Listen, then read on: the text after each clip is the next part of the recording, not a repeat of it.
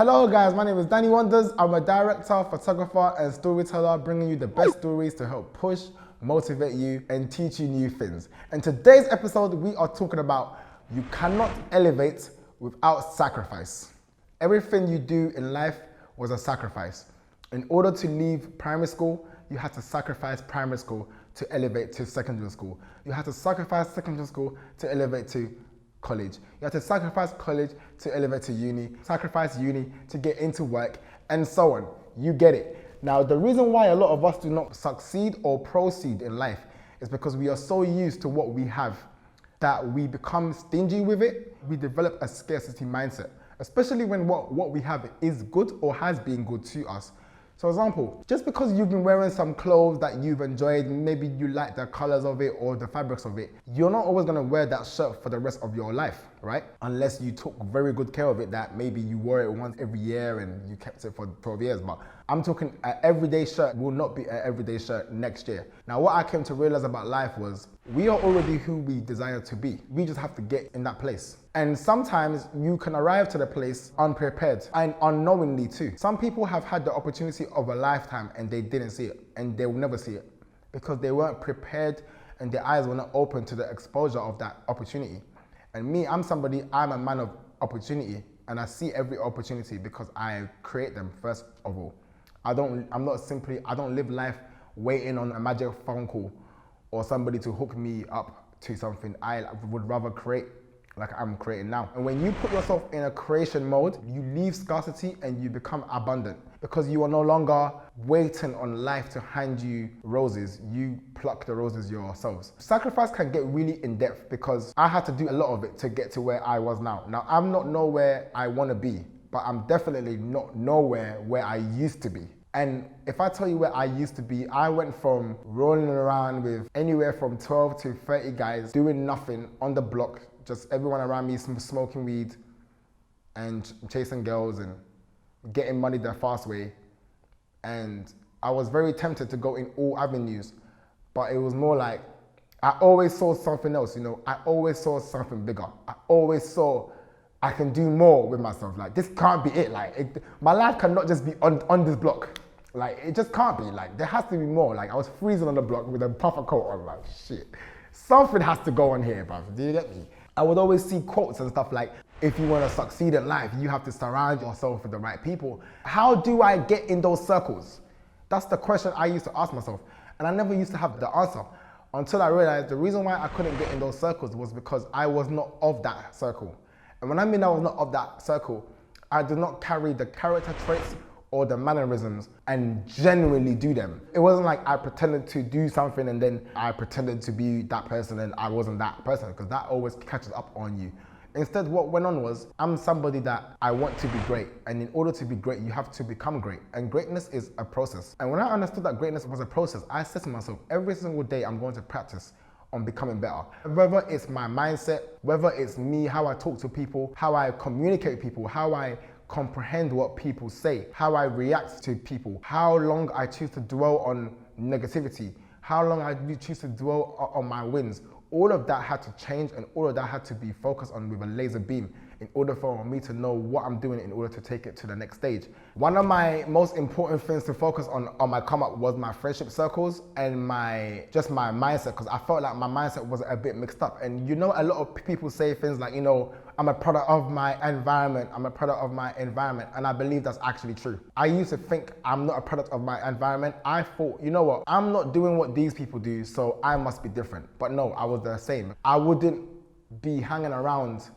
people who are not trying to be different. You show your difference by making a difference and not necessarily just hanging around people who ain't trying to be different or just making a difference. Because some people can also hang around people who are successful, but they themselves are not successful. But that's because they are not doing what it takes to succeed. So when I realized this, I said to myself, okay, what do I need to let go of? Or if not let go, as in literally tell people I don't want to be your friend, is more, maybe this is who I need to give less time to. I need to more focus on the people who are doing well. So then I remember letting go of my friends was so long. Like, my parents would be like, you give too much time to your friends. And I'd be like, oh mom, you don't know my friends. I grew up with them. You're not, you're not with us. You don't know what goes on behind the scenes, whatever. And I realized my mum wasn't telling me about my friends because she was jealous or she didn't want me to have friends. She just saw that where I was with my friends, I wasn't progressing in my own life. So I needed to detach myself from my friends in order to realize exactly what it is I want to do on this earth. Because one thing I realized, I call it the corner shop theory. And the corner shop theory is when you're in the house with a group of friends, and let's say you're all just chilling, one of you decides to get up and go to the store. Someone else may decide to get up with you and follow. Others who are in the house maybe not come and be like, oh, get me something from the shop. If you decide to say, all right, I'll get you something, and you bring them back something that they didn't really like, they might be like, I never wanted this, but guess what? You never chose to get up and go to the shop on your own. When I realized this theory, I said to myself, if we continuously get up to go to shop in the world on our own and not wait for people to check us or people to tell us what we're doing, things are gonna elevate. So in order to hang around people of excellence, I had to become of excellence. I had to say no to so many parties. There was times my friends would have birthday dinners and I just wouldn't go. I would tell them, hey, I can't come, and they would ask me why, and I'll be like, because I'm working on a deadline. Maybe I got a client deadline that I got to work on. And they would be like, well, we're meant to be friends. Like, you're meant to put me over your like work. Like, it's not everyday work. Like, you know, like you're making it like you're working so much. And we have to know when it's okay to say no to our friends. I think our friends are the most entitled people in our lives because they're so used to being with us. They're so used to calling us. They're so used to our downsides and our upsides that when you do things without them, they start to feel like, who do you think you are? Like, I know you, like you're meant to update me on everything in your life that's going on. But no, that's not necessarily the case. If I no longer want to party, I no longer want to do something, I don't have to explain myself to any of you because I believe I have to sacrifice in order to get to where I'm trying to go. So if I want to lose weight, I'm not exactly going to eat burger and chips. I have to alter my diet and eat the right foods in order to give me the right nutrients, in order to have the energy to even want to go gym in the first place. Because if I'm eating food that is not even fueling me in the right way, how am I even going to have the motivation to go gym? Because the food I've eaten, I'm now like holding my stomach, I'm like, I'm so full, man, I can't even move. And it's like, no, that's not the energy in which that we have to have. So I came up with this theory here, right? If you close your fist, right, what comes in right now? Nothing. What comes out? Nothing. We usually hold our fist tight to everything in life. You might be in a bad relationship. You might be in a friendship that you're not happy with. You might be at a job you don't really like, but you hold on to these things because you've been in them for so long, and you think that if you let go of this, it's going to be so long to find something new, or it's going to be harder to find something new. But did you know that if you was to open your hands, you let go of everything that you thought you needed, or you thought was holding you back, or you thought that if you let go, you're going to have nothing. When you let go, you open your hands to all blessings in the world. Now abundance is endless. I can let go as many bad things I don't want, and I can pick up as many good things that I do want, because my life is supposed to be abundant. Everything in our lives, God said it is for us to be abundant. Like, we can get whatever we want. We have to, of course, follow His steps and apply ourselves through the word in order to get to where we're trying to go. Because everybody can talk about this and I want to be that and I want to get this and I want to get that. But what are you sacrificing though? Like, are you still living that same life? Are you still talking to the same people every single day?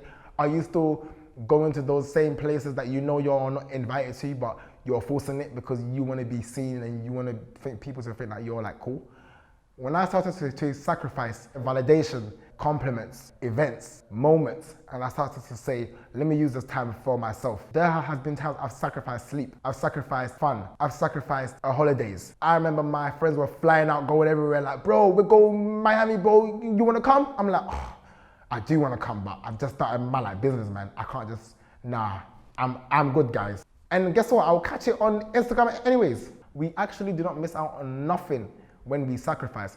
We actually gain more. We lose who we were and we get closer to who we want to be, and we will soon become who we always saw ourselves being. I hope you guys enjoyed the episode. Be sure to click like and subscribe. Share with your friends if this touched you. And yeah, a lot more episodes coming. Stay tuned.